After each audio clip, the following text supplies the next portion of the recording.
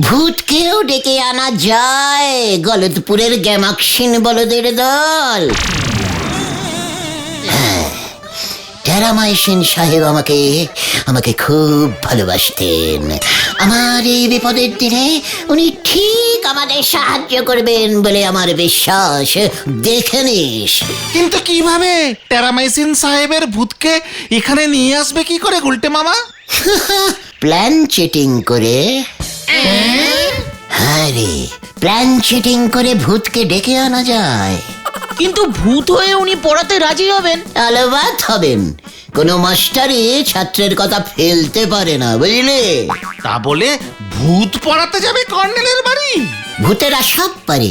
টুক করে মানুষের শরীর ধারণ করে নেবে। শুধু পড়ানোর সময়টা সন্ধ্যের দিকেই রাখতে হবে। ভূতেরা সানলাইটে আবার চোখে দেখতে পায় না। তোমাকে সেটা কে বললো গুলটে মামা? সেটা তোর জেনে কি হবে রে, গলতপুরের মুখ্য বলদ ঘটন। কিন্তু তুমি কি প্ল্যান চেট করতে জানো? আরে গুলটে গুহ সব জানে রে, সব জানে। বিপদে পড়লে সব করতে হয়। শুধু দরকার একটা টেবিল, বসবার কটি চেয়ার, মোমবাতি আর একটা ভাঙা পোড়ো জায়গা। আমাদের চিলেকোটার ঘরটায় সব আছে। ঘরটাও বেশ পুরনো, কেউ ঢোকে না। ব্যাস, তাহলে আজ রাতেই আমরা প্ল্যান চেটিং এ বসবো। শুধু একটা মোমবাতি সঙ্গে রাখিস, কেমন? ঠিক আছে। কি জানি কি হবে।